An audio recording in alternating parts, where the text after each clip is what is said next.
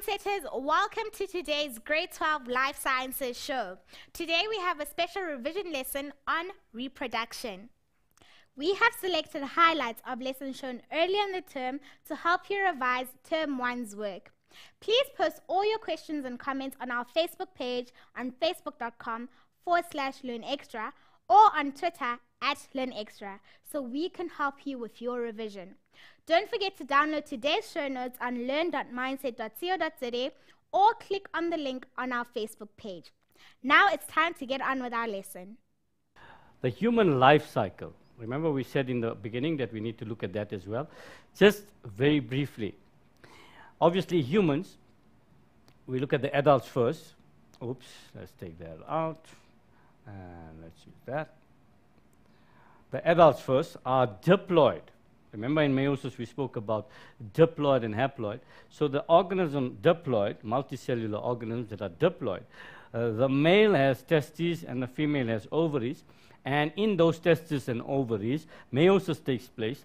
In the female, an egg is produced. In the male, a sperm is produced.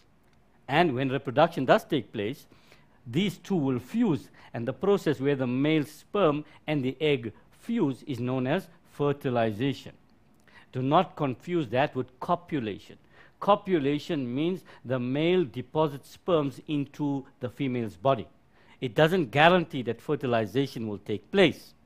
So fertilization is when these two things, not two things, these two gametes fuse. That is fertilization. Guys, I cannot overstress the need for you to understand the terminology. One is to learn the terminology. When you learn it as a parrot, and you just say, this is fertilization. Fertilization means this, this, this, and that. But you don't understand what it means. You're going to forget it because you are actually setting yourself up in the following, what I call learning to forget. You are not learning to remember.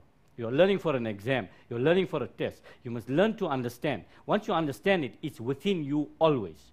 You just need to revise thereafter. So keep that in mind. So when fertilization takes place, notice the term given here. The resultant cell is a diploid cell. It's a diploid zygote. This is in all organisms. The zygote is not a new thing. You've learned it in plant reproduction as well in grade 11. So it's not a new thing. And from there, mitosis will take place. And this diploid zygote will, imagine this diploid cell becomes one of these two, a male or a female, depending on what happened in fertilization, which we'll talk about in genetics, what will determine whether it's a male or a female. But that is basically, I mean, how difficult is this to understand? This is just a life cycle, and this life cycle can be adapted for any animal or plant you study. You just use a cycle to show how things happen. That's all we're doing here, nothing more. Look at it here now. Here we have the adults, fish in this case. They also diploid. Meiosis takes place again in testes and ovaries in different fish. Egg, sperm. Fusion or fertilization takes place, zygote. Because this is going to happen in the water, generally it is external fertilization. Generally, I said. Remember that there are exceptions to the rule. And from there, the zygote is going to become a small fish, which we call fry sometimes. And these fry then will undergo mitosis and they will grow because they have all the basic structures. They're just smaller than the adults and they become adults and the cycle continues. That is all I wanted to show you in that particular story. Let's go to the questions, guys. This is where our fun starts. First question says, study the diagram and answer the questions that follow. Obviously, by looking at the diagram, you know that this is a diagram that is showing the amniotic egg. That's what we are seeing here. Guys, now this again is not something new. In grade 3 or 4 or 5, or all three of those grades, you had to draw the bird's egg. That's what we're talking about here. An example of the amniotic egg that we do is generally a bird's egg.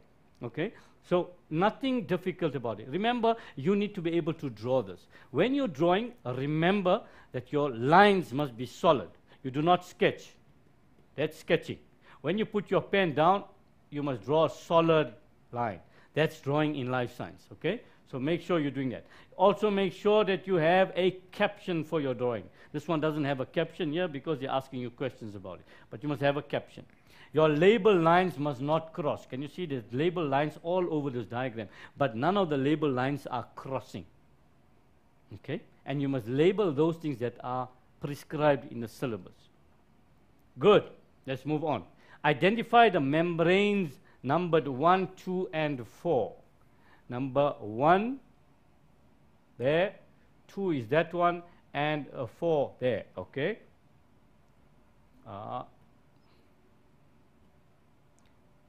The 4 is a bit off there because it's supposed to be, say, part 4 there, sorry. Amnion, the chorion, and the air space there. Number 4 is the air space. Good. Provide the functions found, functions of the fluid found in part 1. We labeled 1 as the amnion, and you'll notice that the amnion has amniotic fluid. So the fluid that is found there is amniotic fluid. And we want to know the functions of the amniotic fluid, and that's easy. It protects the embryo during development. In the humans, we go further with the functions of the amniotic fluid. More about that, not next week, but the following week. Provide a number that represents the allantois in this diagram. And that will be number 3. This one here. Allantois. You can see it's quite large in the bird's egg. Okay. What is the function of the allantois?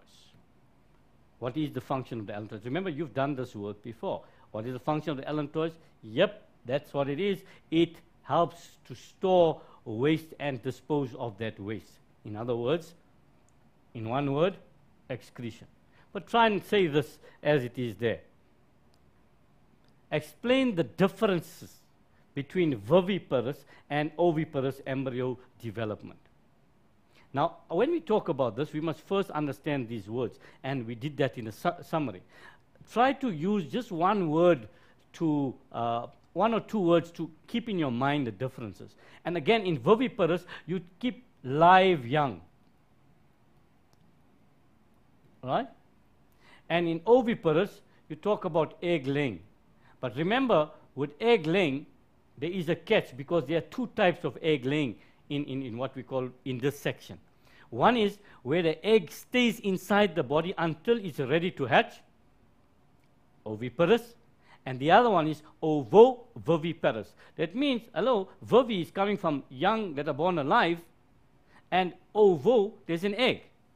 In viviparous, there's no real egg as such. The organism develops as an embryo inside the mother's body, and then it is born. But in ovoviviparous, there is an egg, but the egg remains inside the body of the female until it is ready to hatch. And just when it's ready to hatch, the female will lay the egg and the egg will hatch. In the time when the egg is inside the female's body, there is no connection between the mother and the developing embryo. The nourishment for that developing embryo is in the egg. You must understand that. So we need to show the difference here. And what is that difference? Viviparous, the embryo develops inside the uterus. Placenta usually nourishes the embryo, and the female gives birth to live young. When gestation, by the way, another name for another word for pregnancy. Gestation, pregnancy. So can you see there's 3 levels to that answer? One is develops inside the body. Secondly, it's getting nourishment from the placenta. And thirdly, when it is born, it's born alive. Let's go to the next one. Oviparous, eggs with shells are laid outside the female's body into a nest and continue to develop in the egg. We should say the embryo continues to develop in the egg, hatching when development is complete. So the minute fertilization is finished and the egg is fertilized and so on, the bird, especially, and fish and other organisms sometimes, if there's internal fertilization, will lay the egg. And this development will take place outside the body. Briefly explain the meaning of the terms precocial young. Precocial young. Remember what I said, forward. And for forward, are young, the young are mature and able to move directly after birth or hatching. They are fairly independent after that. Why? Because they can see, let's write that down, because they can see, and they have some form of body covering. That, and they can move. They are mobile. So they can fend for themselves. And Altricial Young, the opposite of that one, the young are helpless. The young are born helpless. They cannot protect. They cannot feed themselves. Generally, they cannot see. And they lack hair in mammals and hair or fur, and or feathers in birds.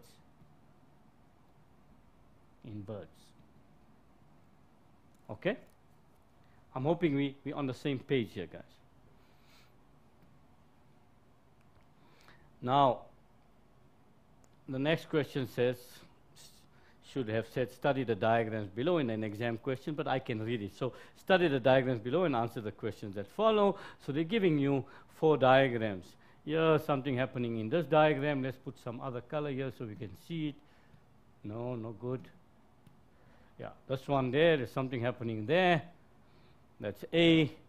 B is this one here. You see a little young chick coming from an egg there. And C, you got a dog with its litter there. And D, frog laying eggs. In fact, not just laying eggs, a little bit more than laying eggs there. The female is laying the eggs, the male is on top of the female there, and something's happening there. Provide the letter of the diagram above that depicts internal fertilization. Where in these 4 diagrams does internal fertilization come? I mean, some of the things were clues already. And the answer here could have been A, B, or C. A, B, and C, by the way. B also, it can happen in birds. We can also include B there. And B. Oviparity.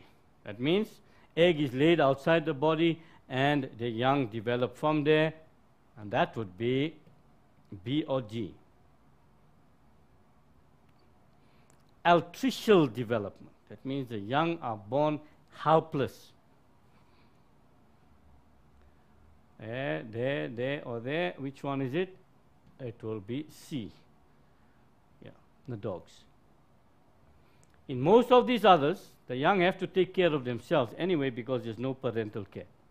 And in this one here, the answer is given to us by the fact that this bird has a body covering. Oops. Body covering there, and the eyes are open so they can see. Provide the disadvantages of the type of fertilization shown in D. Okay, that's the other side of this whole thing on internal, external fertilization, ovovary and ovovivipary, and precocial and altricial. We must be able to discuss the advantages and disadvantages. So what are the disadvantages of the type of fertilization there? Firstly, we must identify the type of fertilization, and that would be external fertilization. Fertilization in the water. What's so wrong about it? So what was it? Advantages? Disadvantages. So what's wrong with that type of a fertilization? That's easy, guys. You know, general knowledge can tell you what can go wrong with external fertilization. The fact that it's not taking place inside the body, that means there's no guarantee that this fertilization will take place. Because what's happening in external fertilization? The female lays the eggs in the water, the male deposits his sperm in the water with the hope that the eggs and the sperms will fuse. Once it's inside the body, the chances of egg and female, they're in one small area. The chance of them meeting are obviously great. Can you see that's an advantage of internal? But it becomes a disadvantage of external fertilization because here there's no guarantee. At the same time, we can then look at others as well. Eggs and sperms are exposed to the harsh environment, firstly, because the environment is bad. It can be drought or whatever, cold temperatures can drop or rise, whatever, that can take them, can destroy the eggs. Or they can be also exposed to predators. In fact, in some of these, the eggs and especially the eggs can become preyed upon by their own kind as well. Provide the advantages of the type of development, altricial or precocial, depicted in diagram B.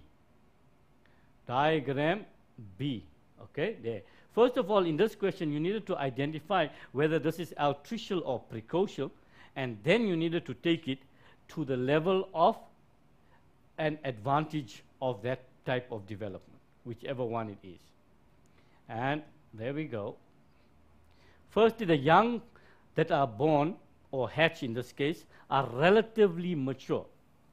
Include to that, you can say they have a body covering to maintain their temperature, and their eyes are open so they can see and they are aware of their environment. Thirdly, they are mobile so they can move around. What's so good about this? That means if something had to happen to the parents, this young should be able to take care of themselves within time. Obviously, it wouldn't be able to fend itself against predators and that, but within a controlled environment, this young would be able to survive more than others. Okay? What are the advantages of the amniotic egg shown in diagram B and D? The amniotic egg in B and D, what are the advantages of having amniotic egg? Can you see that we are now exploring the other side of this question? One is you need to know the differences or explain what each of these terms mean, internal, fertilization, external. Then you need to say how is it advantageous or disadvantageous to a particular organism. So what are advantages of the amniotic egg shown in diagram B and D? Come on, guys, that's simple stuff, and that would be, first of all, that they are resistant to dryness. That's the first thing, because they have a shell and membranes and fluid inside there to make them resistant to dryness, or a bigger word, they are resistant to dehydration.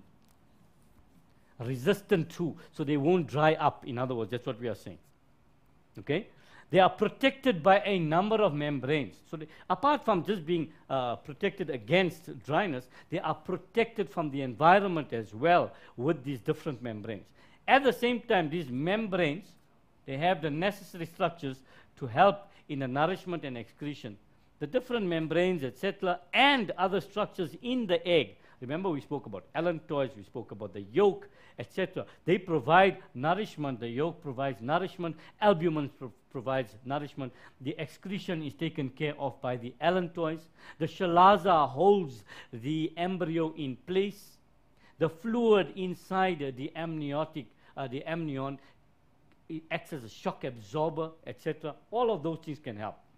And because the structure is so complicated, and because it is so protective, it allows animals to evolve into bigger forms and better protect themselves. Because the egg is protecting the embryo. The most vulnerable part of an animal, vertebrate animal's life is when it's in the embryonic stage, because it is prone to be harmed by the environmental factors, etc. These are things that can happen there.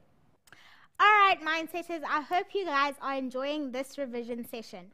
Remember, if you are struggling and need help, please post your question on our Facebook page or send an email to helpdesk@learnextra.co.za. Now it's time to take a quick break, so don't go anywhere. We'll be right back.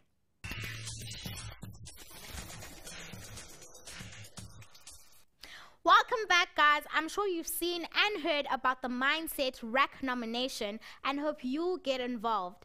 If you make a video, post it on YouTube with the title #LearnExtraRack, followed by your name or the name of your group. If you don't have a video, post a photo on our Facebook page and tell us what you've done. Let's use this short holiday to make a big difference in other people's lives. Now, let's get back to revision. That brings us then to the second part of our story, and that is the questions. And how else can we question you than with a diagram and asking you labels and functions, etc. We can give you a diagram of the male parts only or the female parts only. I'm talking only on the section that we are doing right now. And ask you questions, or we could put them together and ask you comparative questions, you know, which part of this is similar to that, etc., etc., etc. So those are some of the questions that you can get in this area. So it says study the diagram and answer the questions that follow. So they're giving you a diagram, obviously, and they're telling you what that is, and I would be very concerned if they give you a diagram like this and they ask you to give a caption and you couldn't say that this is the male reproductive system. At your age, you should be knowing that already. So you should be knowing that. But nonetheless, that's not what they ask you to do. And next to it also, they've shown you the human sperm cell. We're going to talk more about the human sperm cell when we deal with the question dealing with that. All right. So they say provide labels for A, B, E, and G. A, B, E, and G. A, B, and E are on the human reproductive system. G is on the sperm cell there. So A, this one there, is that big gland just below the bladder, and that would be obviously the prostate gland. B, this is the tube that's leading from the testes upwards. That would be the vas deferens, or the sperm duct. And E at the bottom, that's the tube leaving the penis. That will be the urethra. Notice you must not confuse urethra with ureter. Ureter is the pipe, this one here, coming from the kidney to the bladder. That's the ureter. We don't have to learn it for this year. You would have learned it last year in excretion. But lots of learners, when they have to label this one, they confuse urethra with ureter, this one here. Okay? Urethra outside the body. Okay, good. And G in the head of the sperm, the biggest structure is known as the nucleus. This is the biggest part of, the most important part of the sperm as such, because it houses the nucleus, and in the nucleus we're getting the chromatin material, which obviously codes for the characteristics of the incumbent fertilized egg and embryo, etc., if it does happen. Good, so we are there. Prostate gland, vas deferens, urethra, nucleus. Okay, Aslam got 4 out of 4. That's not bad on a Wednesday afternoon. State one functions each, function each of C and F respectively. Notice respectively means the first and the second one after that, respectively. C first and then F. Alternatively, when you're writing it, write down C and give its function, write down F so you don't confuse the marker. So C and F we need to first find out. C is the epididymis there. Epididymis, and F is this part on the head of the sperm, which we call the acrosome. Acrosome. Let's see what we're talking about there.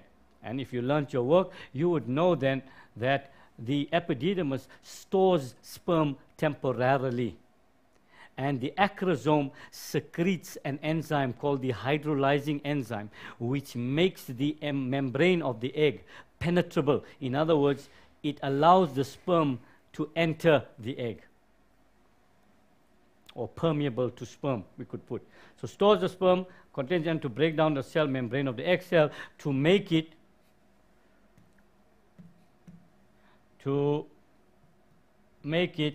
permeable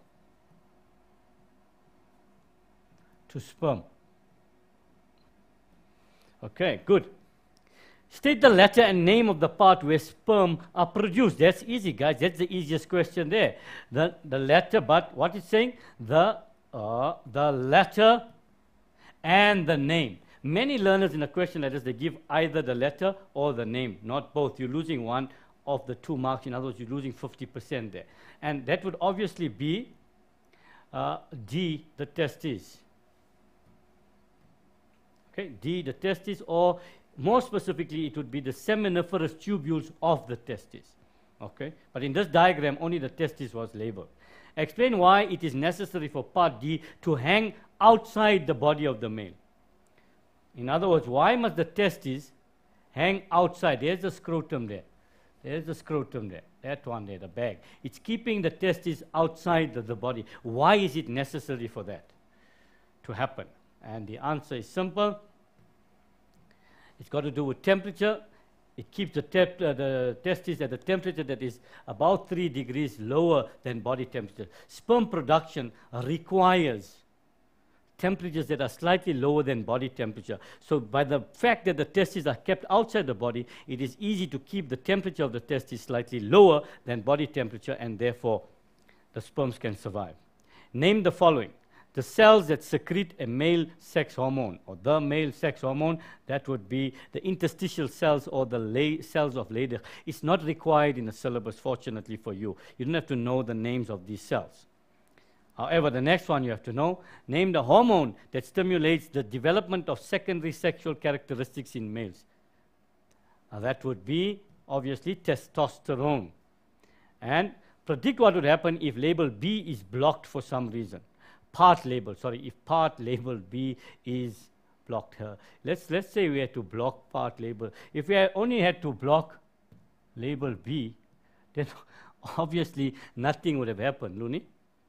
If we only blocked that, that means there would have been, the answer could have been that there's one less label on the diagram. But the question should be, what happened if there was a block here? In other words, somewhere there's a block. What was the purpose? Again, whenever you have a predict question, ask yourself the following. What is the function of this part? The function of this part is, vas deferens, is to take the sperm from the epididymis, pass the ejaculatory duct, eventually joining up with the urethra to go out. So obviously, if that does not, if it's blocked there, then sperms will not reach their destination. Okay, and this will have problem. This will then give the man problems with fertility. Any block in the vas deferens will not allow sperms to pass to the urethra and into the female, and thus no fertilization will occur. Doesn't mean no sperms will be produced, because the testes, the sperms are being produced in the testes. That still carries on, but the sperms won't reach their destination.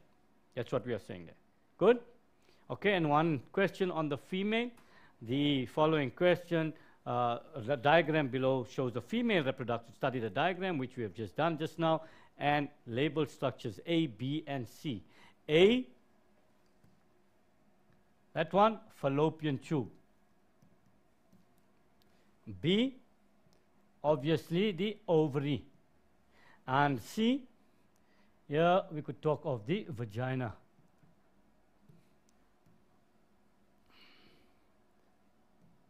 Okay, there we go. State 3 functions of D. What is D? D is the uterus. So what are the functions of the uterus?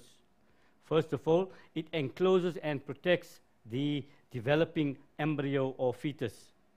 It forms part of the placenta, because part of the uterine lining and part of the chorionic villi together make up the placenta,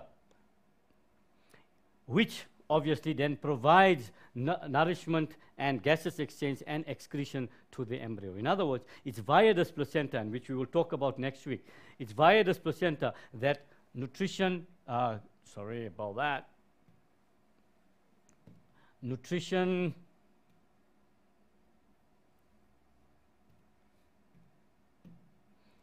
it's via this area that nutrition, gaseous exchange, and excretion takes place. It allows for implantation, and that will go to the first function as well. It contracts during labor to push the baby out, in other words, to facilitate birth. Fertilization usually takes place at Y. Fertilization usually takes place there, in this area here. Okay, that's what they're telling you. And we'll talk more about that next week. But the question asks you, why would a blockage at X prevent fertilization at Y?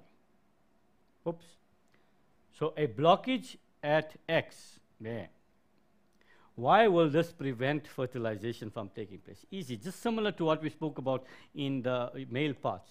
Remember, the sperm is entering from the vagina, and the sperm moves in this direction, takes M1 or north, or it takes M1 south.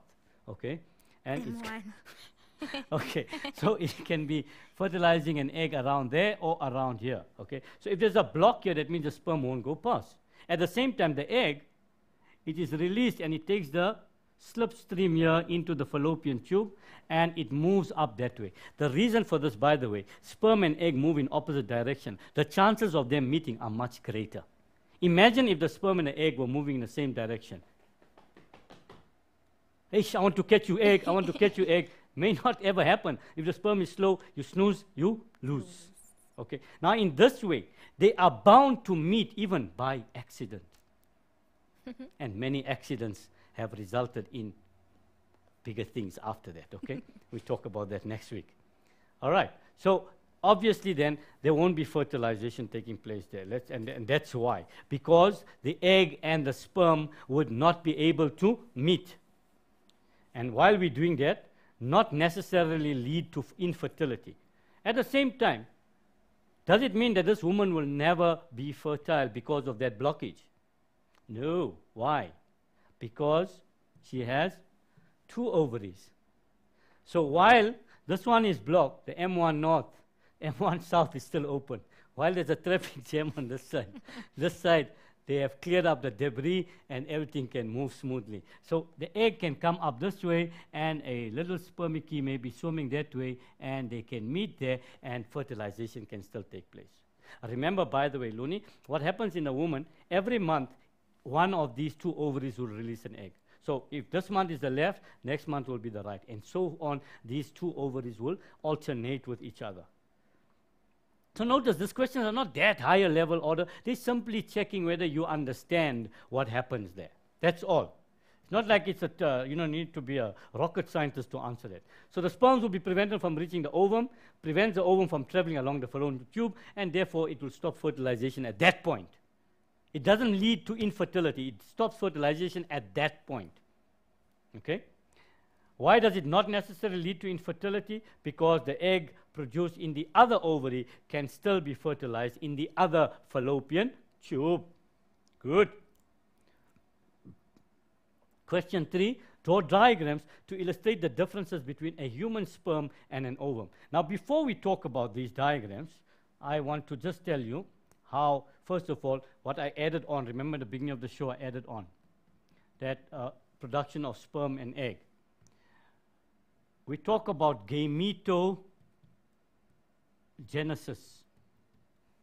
Gametogenesis is the production. Genesis means production, synthesizing, producing, creating. So production or manufacturing of gametes. And by now, you should know from meiosis that gametes refer to sex cells. And we get 2 types of sex cells. We get those that are male and those that are female. So gametogenesis can be made for male, so that will be called spermatogenesis, and for the egg, oogenesis. Now, in the past, we needed to explain elaborate phases in spermatogenesis and oogenesis. For this year, and for the next couple of years, while CAPS is in force, the learners only have to know a few sentences to explain what is meant by spermatogenesis and what is meant by oogenesis. So spermatogenesis talks about the formation of sperms. This one talks about the formation of eggs. All we're saying here is that for the formation of sperms or spermatogenesis, diploid cells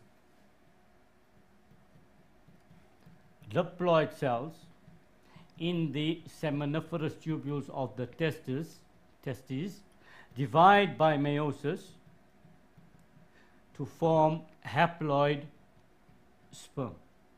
It's not as easy as what we are making it sound there. We've just watered it down, so that's all you need to know.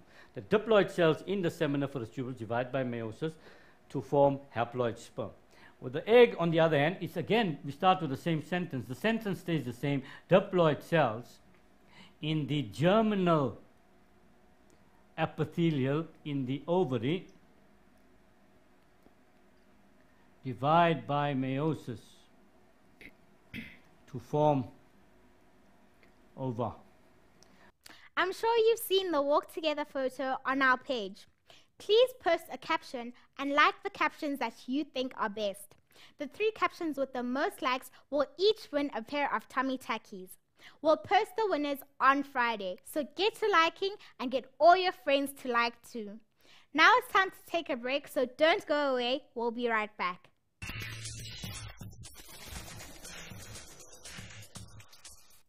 Welcome back from the break. I know you can't wait for the term to end and for the holidays to start.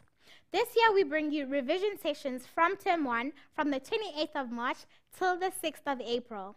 These will be repeats of all the Learn Extra live shows from Term 1.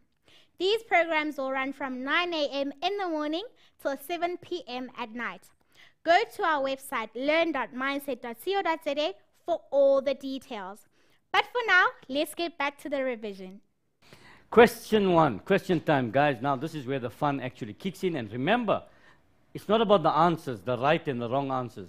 It's why an answer is wrong or incorrect and why another answer is correct. That's what this part of the show is all about.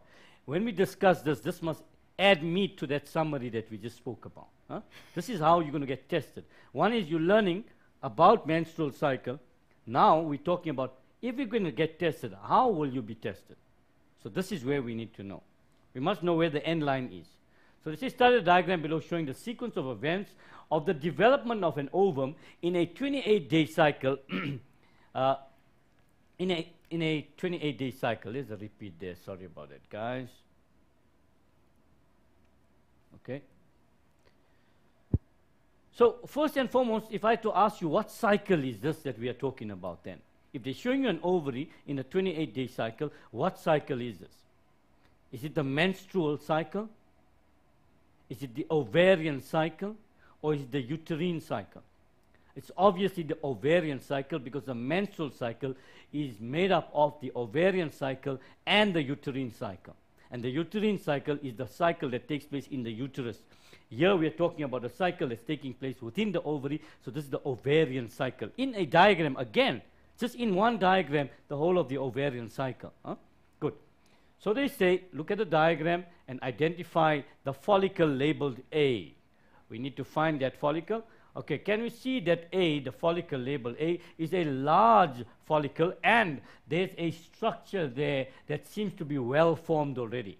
So this is a mature follicle and the name for a mature follicle is a Graphene follicle. Good? Some people may say Graphene follicle. Huh? Graphene follicle. Structure labeled C. C, where are you hiding C? Okay, where is the C? Now let's look at the diagram, again in context. There's the follicles developing, as we can see them. Follicles developing. Graphene follicle. Something is happening here, that the follicle becomes empty, and we want to know what is the name of the empty follicle. And that would be the Corpus Luteum. Corpus Luteum, however you want to pronounce it. Process shown. Notice again here, when they say identify the following, normally they will tell you what they're looking for. They want a follicle here. Here they want a structure. Here they're asking you about a process, not a part, a process taking place at B, which I showed you just now. And you can see what's happening here. Something is getting popped out there, and that would be the egg that's popping out there, and that would be ovulation. Ovulation. Ovulation. Again, are we getting some definitions here? Ovulation is the release of an egg from the Graphene follicle. That would be ovulation, huh? Or even from the ovary. The hormone responsible for the formation of part A. Let's go back. Part A is the follicle. Which hormone from our, what was our word again? Our word was F-O-L-P, FOP. So we want to know from these four guys, which guy was responsible for the development of the follicle? And that would be, it's like asking you what's the color of Napoleon's white horse. Huh? Looney, you wouldn't know that, right? Would you? Napoleon's white horse, what color was it? White. Caught you there for a moment, eh? Yes, Looney. Okay, so that's the same thing. We're saying the development of the follicle will be the responsible of follicle stimulating hormone, which is FSH. Again, here you must know where did it come from. If we had to go further with this question, pituitary gland What's the name of the hormone? Follicle stimulating hormone. What does it do? It stimulates the development of the follicles from primary follicle to Graphene follicle. Remember when we spoke about the ovary, we said that the woman has stalk. Luni, they have stalk. A number of eggs that are determined at eggs, the number of follicles that are determined of eggs. Each follicle has an egg in it. And the development of that follicle takes place every month. One follicle every month, sometimes more. Hormone responsible for the formation of part C. Part C we labeled as the corpus luteum. When does the corpus luteum form? Remember, lots of people use that as a function of this hormone. The function of the hormone is not to form part C. The function of the hormone is actually to trigger ovulation. As a result of ovulation, part C forms because the follicle is now empty because ovulation took place. And therefore, this empty follicle is called corpus luteum. And the hormone responsible for that is LH. The L in LH there, in FOLP, sorry. Luteinizing hormone. Again, secreted by the pituitary gland. Estrogen and progesterone. Estrogen is secreted by the follicle, developing follicle, up to Graphene follicle. And progesterone is secreted by corpus luteum. Remember that. What type of cell division resulted in the formation of part D? Part D? Did it say part D? Yeah, part D. Part D is the structure, the same thing that came out here. Part D, the egg, the ovum. What resulted in the formation of the ovum? Can you see how our other work comes in here again? As I told you, it would be meiosis, obviously. State whether fertilization took place during this 28-day cycle. I told you two things just now. One is progesterone level stays high if fertilization takes place, and I told you that corpus luteum will stay intact for a longer period. Can we see progesterone here? No, there's no mention of progesterone. But we can look at corpus luteum, what's happening? Quickly it's degenerating, and it has degenerated there. So our answer would be no. And why we say no? Because if fertilization had to take place, the corpus luteum would stay intact for a longer period of time. Explain how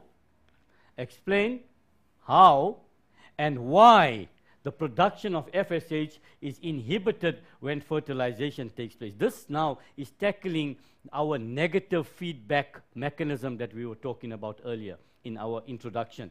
So explain how and why the production of FSH is inhibited. By the way, inhibited means to be stopped, to be prevented.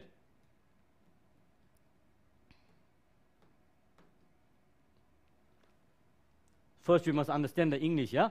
So inhibited means to be suppressed. Another word, suppressed, but that's again a big word for some of us. All right. So how and why the production of FSH is inhibited? First of all, we deal with the how. If fertilization takes place, high levels of progesterone enters the blood because the corpus luteum will secrete more progesterone because to maintain pregnancy. At the same time, the placenta will also secrete progesterone. So the level of progesterone in the blood is high. We can't say there is progesterone in the blood because there's always progesterone. But in this case, the levels of progesterone would be high. You must mention that. Without that, you're getting no credit. Number one. The high level of progesterone now inhibits the production of FSH. So when progesterone is high, FSH is low. It will not be secreted. And if FSH is, now we're saying the why. The how, we spoke about, now the why. Low levels of FSH stop the development of an ovum or the development of follicles. And because of that, no ovulation will occur when the individual is pregnant. And we can extend this answer a little bit further to say why? Because it would be wasteful We got a cake in a bun, or we got a cake in the oven already, Looney. The cake is there, it's getting baked. We don't want more ingredients. We must leave the ingredient, keep the stock for later. Keep the stock. We want to keep the stock for later. So we don't want to finish all the stock, so we keep that stock away. It's no sense making, releasing eggs, because fertilization is already taken place, and the embryo is already there in the uterus.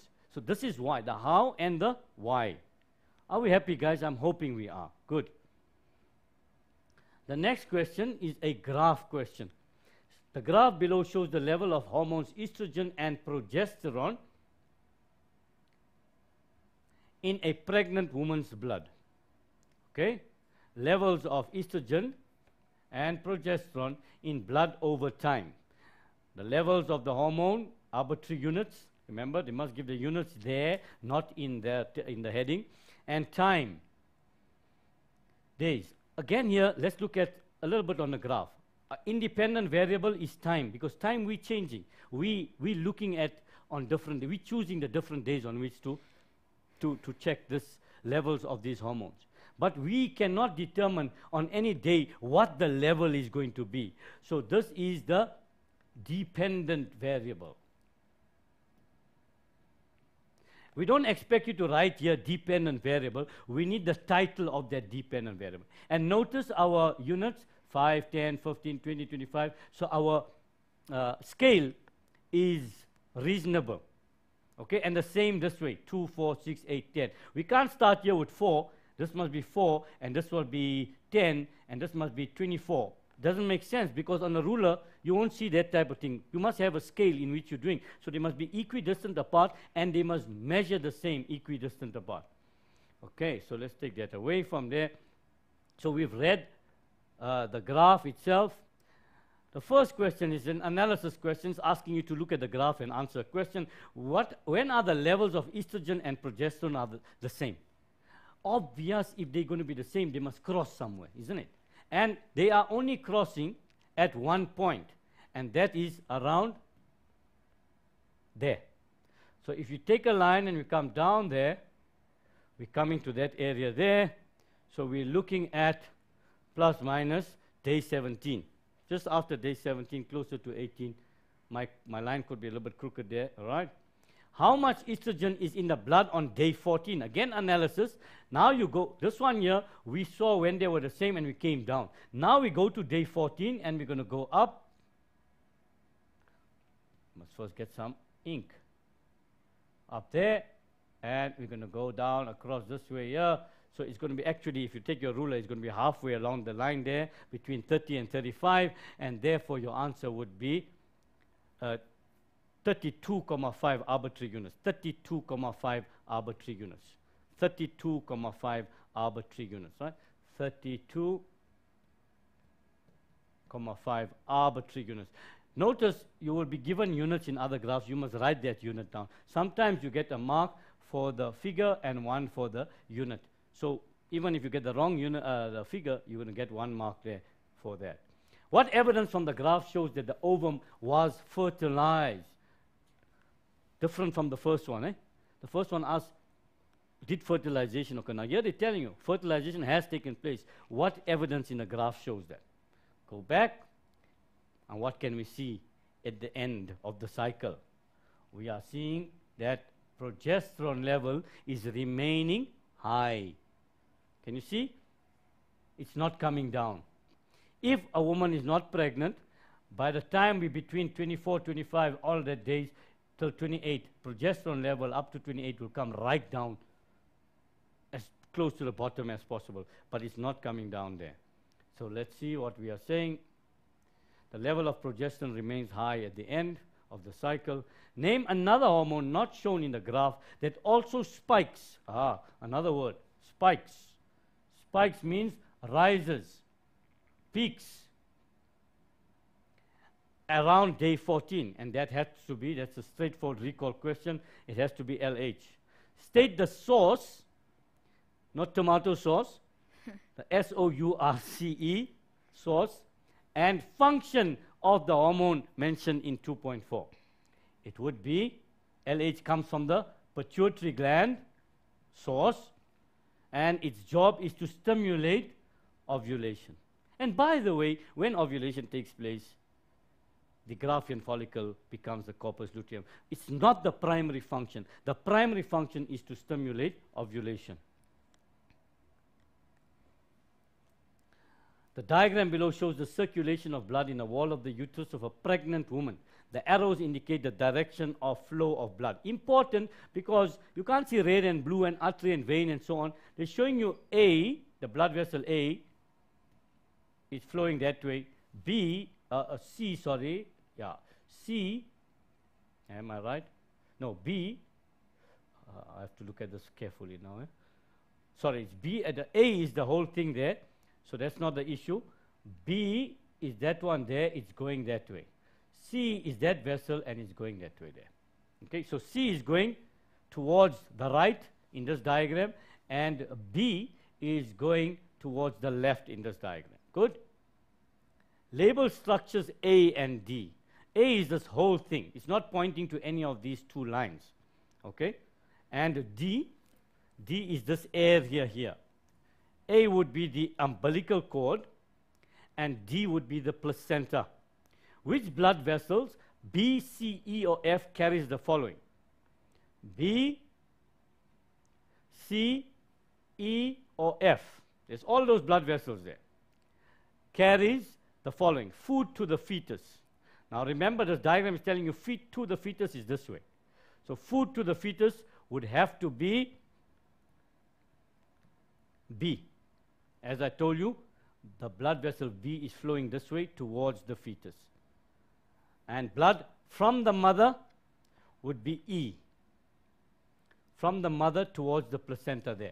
From the mother, this would be, if this is the fetus end, that would be the mother end. So if the blood is flowing this way, it's moving towards the placenta there. So from the mother to the placenta. Remember, the blood from the mother does not go to the fetus. The blood from the fetus does not go to the mother. The blood from the fetus remains within the blood vessels of the fetus, including the umbilical artery and umbilical vein. And the blood from the mother will remain within the mother's blood system. The blood with the substances comes close to the placenta on both sides, fetal end and mother end. And substances that are useful will go from the mother into the placenta, from the placenta into the umbilical vein, from the umbilical vein to the fetus. Waste products will come with the blood of, from the fetus in the umbilical artery to the placenta. It's not going into the placenta, it's coming close to the placenta. And substances that are waste products will diffuse out of that blood into the placenta, from the placenta into the mother's blood, and that would take the substances out of the body, of the mother's body. Remember that the bloods do not mix. The fetal capillaries are located inside numerous finger-like villi. Finger-like villi implies that there's folds. How they folded? Like that. Explain why this is useful. And in life science, if you're doing life science, you should know by now, any fold in that direction would increase the surface area. The villi increase the surface area across which exchange of substances can take place between fetal blood and maternal blood. The larger the surface area, the more space there is for all this diffusion to take place. Name and describe the role of two glands and their hormones in preparing part D for pregnancy. Part D is the placenta, it's part of the endometrium, is part of, or rather the endometrium is part of the placenta. So therefore, that's what we are talking about here. And we've spoken about that already. I'm not going to go into too much detail. The Graphene follicle in the ovary produces estrogen. The corpus luteum in the ovary produces progesterone. Those are the two hormones that they are looking for. And what do? Both hormones thicken the endometrium, make it more glandular and vascular for implantation. Glandular, there's more glands in the area, and vascular, there's more blood vessels in the area. And it makes it thicker as well, so implantation to take place. We've come to the end of our show. Thank you so much, Mindsetters, for joining me and for chatting to me during the show. Remember to visit our website, learn.mindset.co.za, to get your notes and to watch the videos from the term. Goodbye.